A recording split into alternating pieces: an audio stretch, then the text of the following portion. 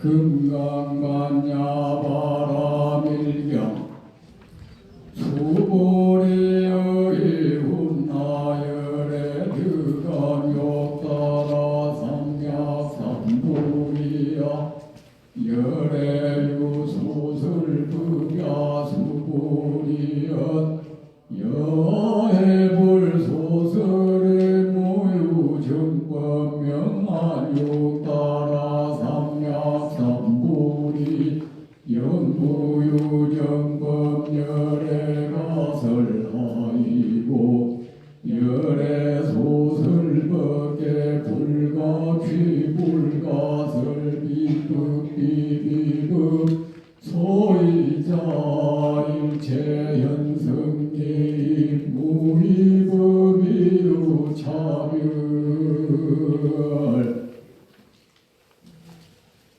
한글로 하겠습니다. 수보리 어떻게 생각하는가 열애가 완전한 깨달음을 얻었는가 열애가 가르침의 말을 하였는가 수보리가 말했습니다. 제가 부처님께서 하신 말씀을 이해하기로는 완전한 깨달음이라 불리는 그 어떤 것이 없으며 열애께서 말씀하신 그 어떤 것도 없습니다. 왜냐하면 열애께서 말씀하신 모든 것은 가질 수 없고 설명할 수 없으며 바른 것도 아니며 바르지 않은 것도 아니기 때문입니다. 왜냐하면 모든 성질은 모두 환경처럼 나타났다 사라지기 때문입니다.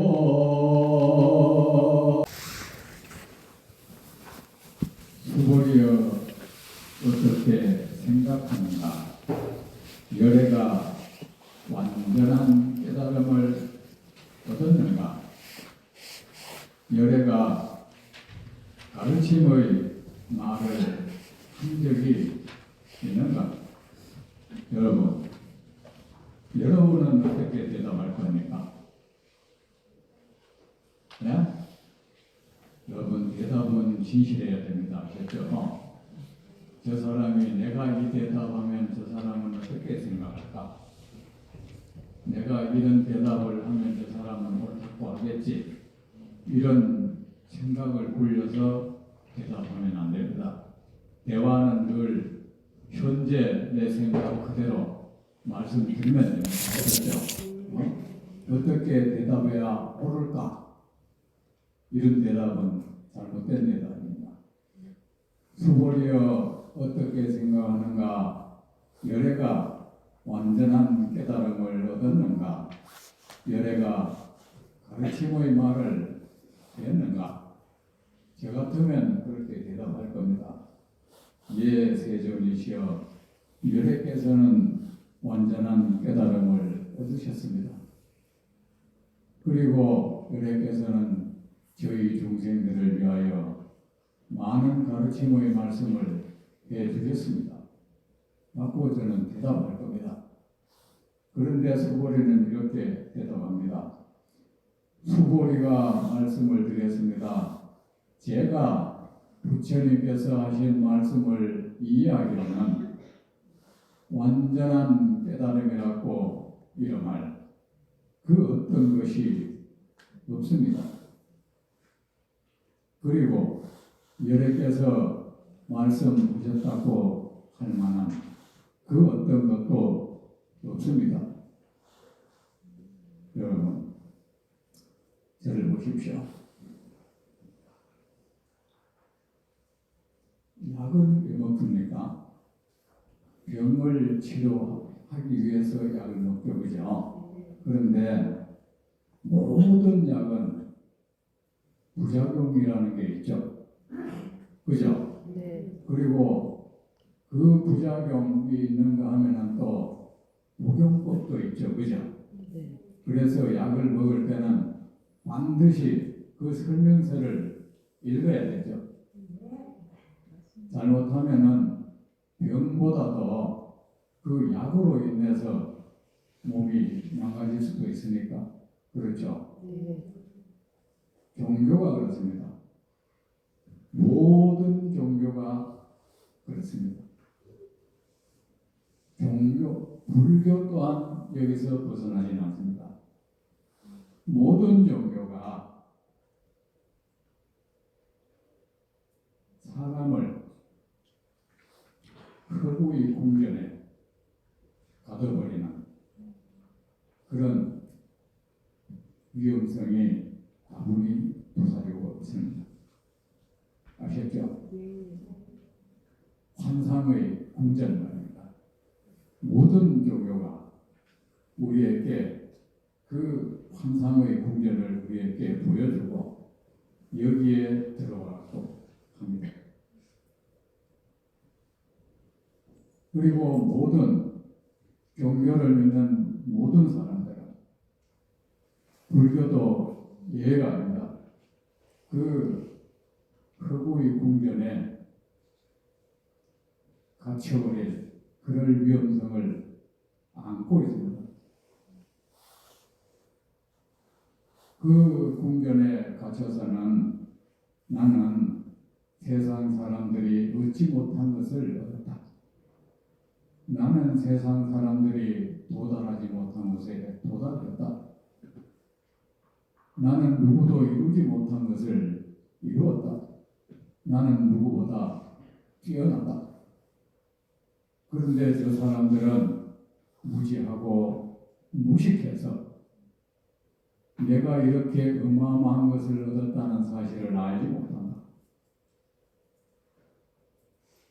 하면서 급기야는 교만스러운 시선으로 사람을 바라보기까지 하죠. 그거 정신질환입니다. 그죠? 이 가운데도 그런 분이 있을지 모르겠어요.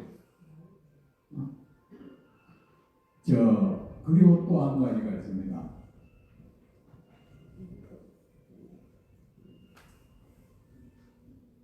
이런 대단한 것을 이루었다. 그러므로 나는 대단하다. 이런 인정을 받기 위해서 자신을 위조까지 합니다.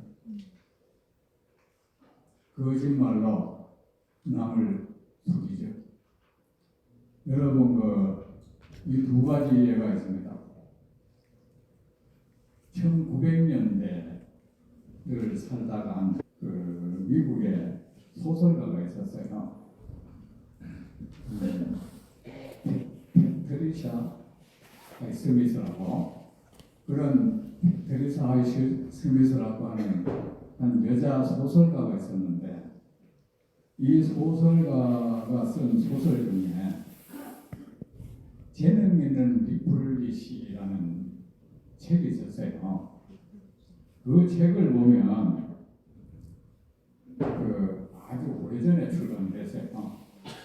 저한테도 한참 동안 그 책이 있었는데 지금은 안 보여요. 리플리라고 하는 한 청년이 있었습니다.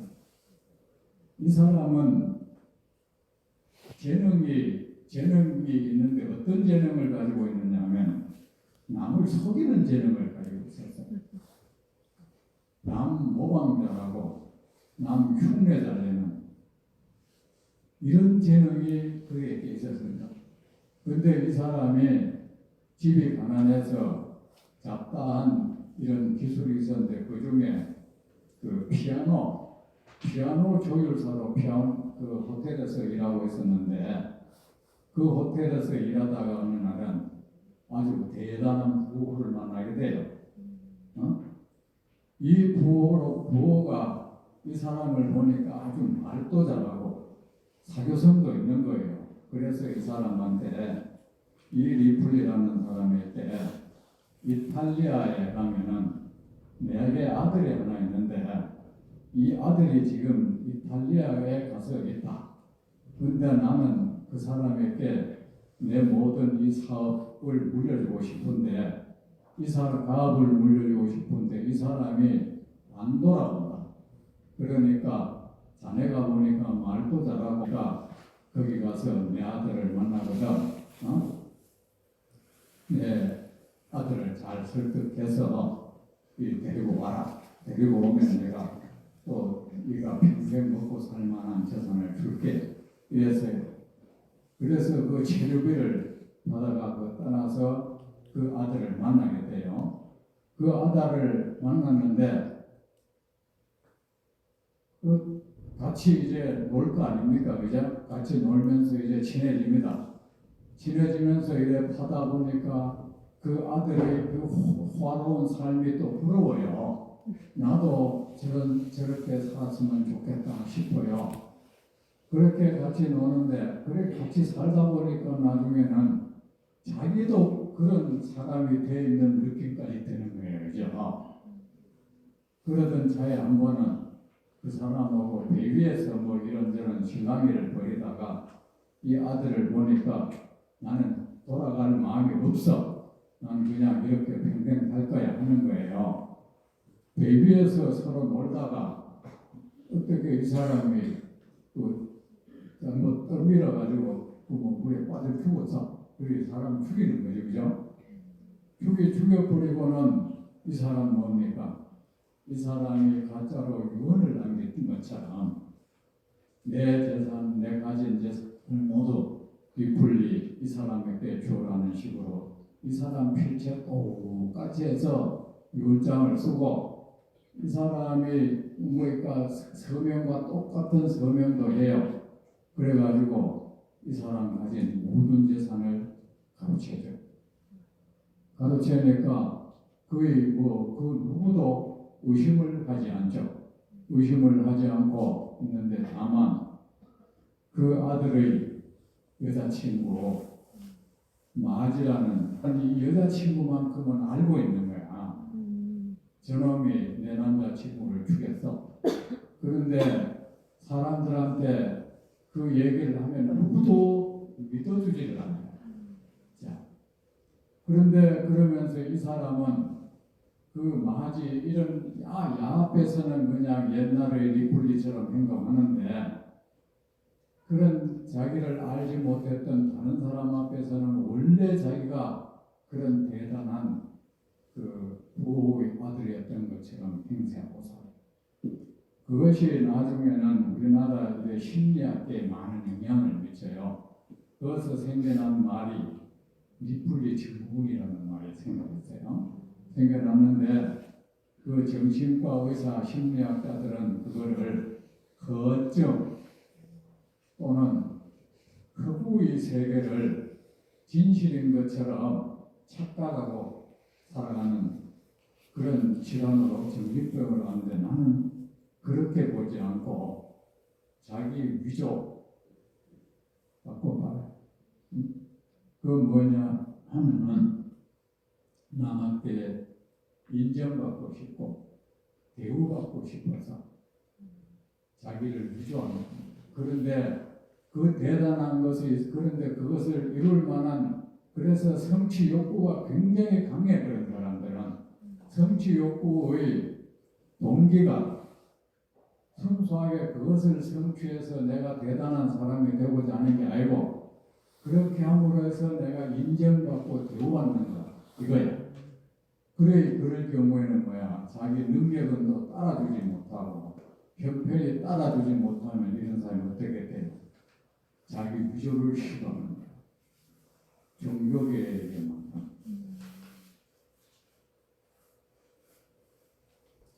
이 깨달음이라는 것을 얻으면 삼매를 얻었다고 하면 열반을 얻었다고 하면 많은 사람들은 나를 부인으로 봐줄 것이고 나를 특별히 대접해주고 나에게 고개 숙여줄 것이다. 나를 경배할 것이다. 그런데 나는 그것을 이룰 능력은 없어. 그건 뭐야? 그 욕망에 도취돼 가지고 남을 속이는 거야. 이 집안에 살면서 여러 가지 책 듣고 보고 들은 걸 보면 이런 말과 행동을 하면 사람들은 나를 그런 사람으로 봐줄 것이다 하면서 그래 그 사람은 거짓된 삶을 사는 것입니다. 그런 거짓된 삶으로 세상 사람들을 속이고 사는데 그러다가 사람은 어떻습니까? 계속 속이고 있으면 자기가 피곤하단 말입니다. 그러니까 이 뇌가 또 명령을 내려요. 너는 그것을 네가 속이는 것이 아니고 네가 정말 그런 사람이야 갖고 나한테 또 세뇌를 줘요.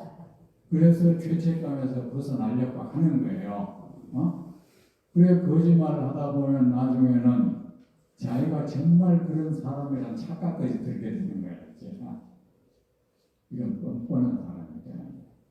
누가 뭐래도 그런데 그런 사람은 어떻습니까? 참으로 공부 많이 하고 눈 밝은 사람은 깊이 저 사람은 나를 알고 있다 싶어서 깊이. 그리고 두 번째 경우가 있습니다. 자기 위조합니다. 이 탐욕심이 사람을 그렇게 만들어버리는 겁니다. 이 깨달음을 꼭 얻겠다 하는 이 탐욕심이면 이것도 탐욕심 아닙니까? 그죠? 또 두 번째로는 죄바달다 같은 경우예요. 죄바달다는 어떻습니까? 우리가 여러분 알아야 할 것이 있습니다. 여러분은 참선을 자꾸 정신 집중이라 하죠. 그죠? 그렇습니까? 그렇습니까? 왜 대답을 신명히 합니까? 여러분, 그 위험한 생각이에요. 아셨죠? 그 참선은 정신 집중이 아니에요. 집중된 마음으로 뭘 하겠다는 건데. 그리고요, 집중을 시킨다는 것은 긴장을 초래시키는 거예요. 긴장이라는 것은 움츠러들게 만드는 거예요. 팽팽하게 만들다 보면은 그 자체 내에서 균열이 일어나요. 정신 세계의 균열이 일어나면 그것을 뭐죠? 이 뇌는 결국은 우리의 뇌를 다그치는 거잖아요. 넌 저걸 꼭 얻어야 돼, 나한테 강요하는 겁니다. 아셨죠? 계속 강요하면 뇌가 지쳐서 나한테 거짓으로 뭐 하나 물건을 만들어줘. 뭡니까? 네가 바라는 건 이런 거지 하면서 그게 뭐야? 깨달음이니 삼昧니 하는 것들이야.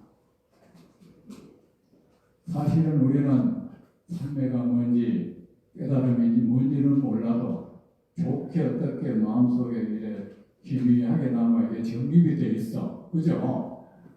그러면 뭐야? 이 뇌가 명령을 하는 겁니다. 너는 깨달음을 얻었어. 넌 이제 대단한 사람이야. 그걸 가지고 우한 용어로는 화대망상죄라는데 경전에서는 정상만 얻고 있어. 그 경전에 나오는 그 정상만이라는 말이 과대망상증이라는 말입니다. 나는 대단한 것을 얻었어. 나는 대단한 사람이야. 나는 세상 누구도 얻지 못한 것을 난 얻었어. 앞에 거하고 다른 것은 이 사람은 거짓말을 안 해요. 그렇다는 착각 속에 빠져드는 거예요. 그러면서 그 궁전 속에 갇혀서는 너희들은 그러만 초가집에 살지. 나는 이런 어마어마한 궁전을 내 것으로 만들었어. 그러면서 혼자 자긍심을 가지고 혼자 자부하고 뿌듯해하고 급기야는 남을 내다보죠. 그리고 사람들에게 말하죠. 우리가 특히 선가에서 이런 말 잘해요. 이것은 아는 사람만이 아는 거야. 너는 내 이 경계를 말해줘도 몰라. 이 정신병자가 된 거예요. 이거는 부처님만이 아는 거야. 그 말 틀린 겁니다, 여러분. 부처님이 말씀하셨죠.